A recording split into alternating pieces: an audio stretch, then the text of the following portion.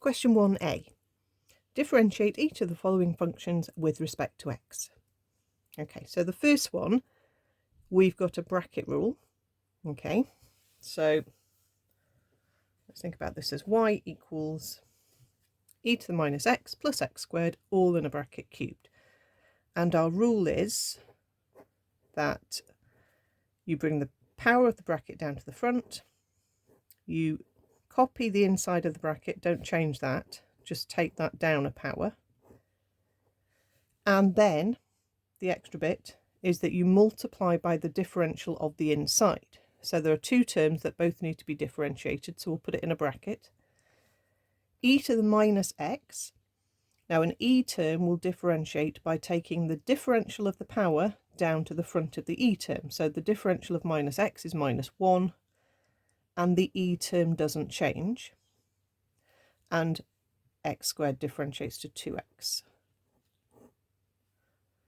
Okay, there's not a great deal of simplifying you can do for that. If you want to reorder, that's fine. If you want to put the 3 into these two terms, that's fine. Make sure you've definitely still got a bracket around those two terms because they are both timesing the bracket squared. Part 2. E to the 2x sine 3x. So these are multiplying, so we need to use the product rule, which is uv dash plus vu dash. And here our u is going to be e to the 2x and our v is going to be sine 3x. Okay, so as we've just done an e there, it's the same idea here. You bring the differential of the power down to the front and keep the e power the same. When you're differentiating trig, you bring the differential of the angle to the front, so that's a 3, and then the sine differentiates to cos, and the 3x stays the same.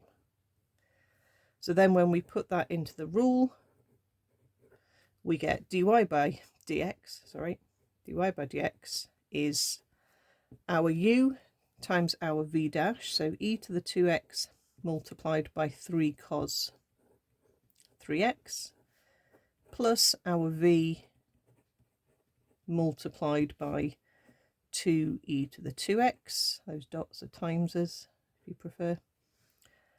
Let's just try and tidy it up a little bit. Let's bring the number to the front. I'll put the e term next and then the trig term to finish.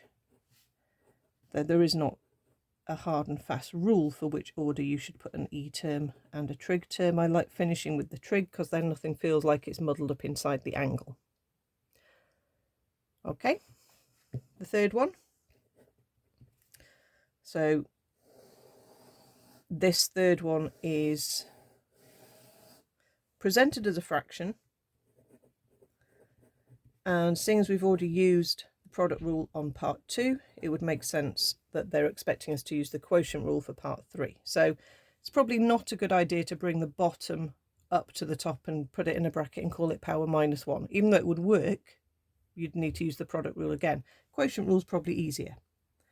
So the quotient rule is in the formula book. It's vu dash minus uv dash all over v squared.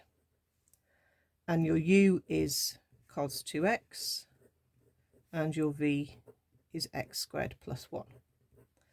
So differentiating this trig, the 2 comes to the front, the differential of the angle.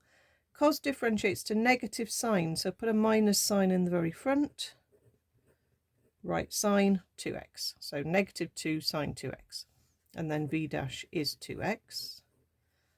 So then we get dy by dx is 2x, no sorry, x squared, do it the right way around, x squared plus 1 in a bracket because all that is timesing the u dash, which is a negative 2 sine 2x. Take away your u multiplied by your v dash all over your v squared.